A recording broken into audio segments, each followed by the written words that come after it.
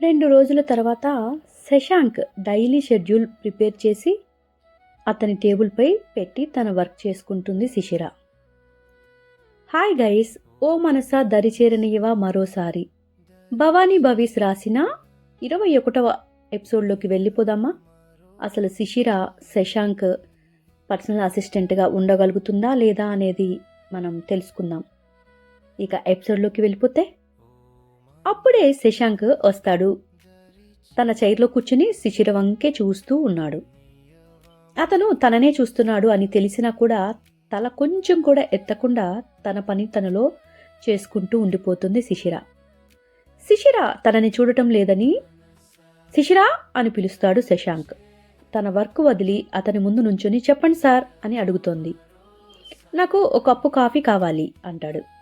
శిశిర కాఫీ కలుపుకొని వస్తుంది. కాఫీ అతని ముందు పెడుతుంది. కాఫీ సిప్ చేసి ముఖం వికారంగా పెట్టి, ఇంత షుగర్ వేసావేంటి? నన్ను పంచదారతో పైకి పంపిద్దామనుకుంటున్నావా ఏంటి అని అడిగాడు. శిశిర ఏం మాట్లాడకుండా అలాగే నుంచొని ఉంది. కాఫీ తాగలేక పక్కన పెట్టేసి, కొంచెం స్వీట్ తక్కువగా ఉండేలా కాఫీ తీసుకుని రావా అని అడుగుతాడు. శిశిర కాసేపటికి ఇంకో కప్ కాఫీతోటి వచ్చింది. ఆమె చేతి నుండి కాఫీ తీసుకుని సిప్ చేస్తాడు. ఒక్క గుటక వేసి కప్ కింద పెట్టేసి, ఛీ యాక్, షుగర్ వేయకుండా తెచ్చావు ఏంటి అని అడుగుతాడు. ఇందాక మీరే కదా సార్ ఎక్కువగా షుగర్ అయింది అని చెప్పారు, ఇప్పుడు లేకుండా తాగితే ఈక్వల్గా అవుతుందేమో అని వెయ్యలేదు అని చెప్తుంది శిశిర. ఈ తెలివితేటలకి ఏమీ తక్కువ లేదు. ఇప్పుడు ఇలానేనా తాగేది? ఎలా నేను తాగుతాను? ఒకదానిలో ఎక్కువైపోయింది, మరొక దానిలో అస్సలు తీపి లేదు అని శశాంక్ కొంచెం కటువుగా మాట్లాడాడు. శిశిర ఒక కప్పులోది కొంచెం సాసర్లో పోసి మరో కప్పు నుండి కొంచెం కాఫీ మొదటి కప్పులోకి వంపుతుంది. కప్పు అతనికి ముందుకి జరిపి, ఇప్పుడు తాగండి సార్, అంత ఈక్వల్ అయిపోతుంది అని తన టేబుల్ దగ్గరికి తను వెళ్ళి పని చేసుకుంటూ కూర్చుంది. శిశిరను చూసి పళ్ళు కొరుకుతూ కాఫీ కాస్త తాగేసి వదిలేస్తాడు. శిశిర సీరియస్గా వర్క్ చేసుకుంటూ ఉంది. తనని ఎలా అయినా కదపాలి అని తీవ్రంగా ఆలోచిస్తున్నాడు శశాంక్. శిశిరా ఇలారా అని పిలుస్తాడు. ఉఫ్ అనుకుని మళ్ళీ ఈయనగారికి ఏం గుర్తుకు వచ్చిందో ఏంటో అని మనసు లోపలే తిట్టుకుంటూ లేచి వచ్చి నిలబడింది. తన పక్కన ఉన్న షెల్ఫ్ను చూపించి, బుక్స్ అన్నీ ఆల్ఫాబెటికల్ ఆర్డర్లో సర్దేశాయి అని అంటాడు. చూడండి, ఇలాంటివి నేను చెయ్యను, రహీం ఉన్నారు కదా, అతన్ని సర్దమని చెప్పండి అంటుంది శిశిర. ఇవన్నీ కాన్ఫిడెన్షియల్ ఫైల్స్, అందుకే ఎవరికి పడితే వారికి సర్దమని చెప్పకూడదు అన్నాడు శశాంక్. ఇంకా ఏమీ అనలేక ఫైల్స్ అన్నీ ఒక్కొక్కటి తీస్తూ ఉంది. తనకి దగ్గరగా ఉన్న ఆమెను కల్లారా చూసుకుంటూ ఆనందపడిపోతున్నాడు శశాంక్. అవన్నీ నాకు తెచ్చి చూపించు, ఇంపార్టెంట్ ఫైల్స్ కింద పెట్టి అవసరం లేనివి పైన పెడదాం అని అన్నాడు. శిశిర కొన్ని ఫైల్స్ తెచ్చి అతని ముందు ధన్మని పెడుతోంది. వీటిలో డివైడ్ చేయండి, నేను సర్దుతాను అనేసి మళ్ళా తన షెల్ఫ్ దగ్గరికి వెళ్ళి తన పని తను చేసుకుంటూ కూర్చుంది. శిశిరకి కోపం వచ్చిందని శశాంక్ గమనించాడు.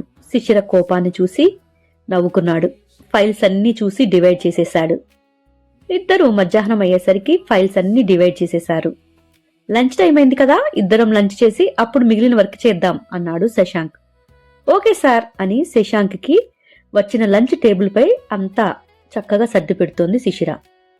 ఒక్క ప్లేట్ చూసి, నువ్వు ప్లేట్ తెచ్చుకో, ఇద్దరం కలిసి తిందాం, నీకు ఇష్టమైన ఫుడ్ తెప్పించాను అని అన్నాడు. సారీ సార్, నా బాక్స్ నేను తెచ్చుకున్నాను, మీరు తినండి అనింది శిశిర. శిశిర ప్లీజ్ నాతో తినరా అని అన్నాడు. అప్పుడు పరాయి వాళ్ళతో కలిసి నేను భోజనం చెయ్యను సార్ అని తన టేబుల్ దగ్గరికి వెళ్ళి తన బాక్స్ తీసుకుని క్యాంటీన్కి వెళ్ళిపోయింది.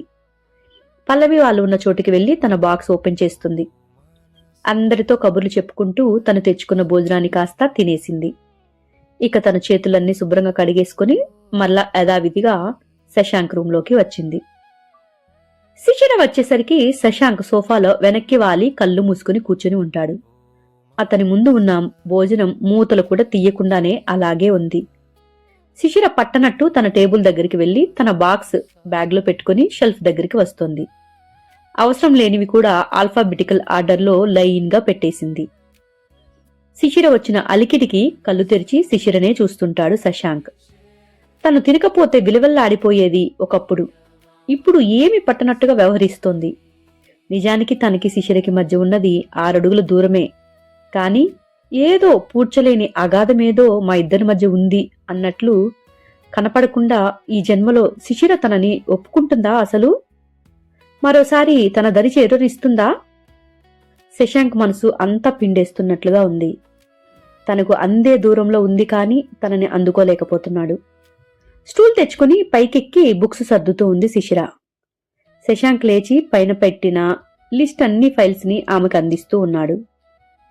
శిశిర అన్నిటినీ సర్దుతుంది. సగం పని అయిపోయింది అని అనుకుంటుంది. కిందకు దిగబోతూ తడబడిపోయింది. తను పడబోతూ పక్కనే నుంచిన శశాంక్ భుజాల మీద పడకుండా ఆసరాగా పట్టుకుంది. శిశిర పడిపోతుంది అని శశాంక్ ఆమె నడుంపై చేతులు వేసి పట్టుకున్నాడు. శిశిర చుట్టూ చేతులు బిగించి కిందకి దించేశాడు. శిశిరను వదలకుండా దగ్గరికి హత్తుకుంటాడు. శిశిర గింజుకుంటుంది. శశాంక్ వదులు అని కోపంగా అరిచింది. ప్లీజ్ పొట్టి, కొంచెం సేపు ఉండు ఇలా. ప్లీజ్ నన్ను క్షమించవే. ఒక్కసారి నన్ను మళ్ళీ నీ లైఫ్లోకి రానివ్వవే. ఇంకొకసారి నా ప్రాణం పోయినా నీ చేతిని వదలను. ప్లీజ్ రా అంటాడు. వదులు శశాంక్, ఒక్కసారి జరిగింది చాలు, మళ్ళీ అలాంటిది జరగదు. నన్ను వదులు, నాకు కంపరంగా ఉంది అని అంది శిశిర చాలా అంటే చాలా అసహ్యమైన చూపుని చూస్తూ.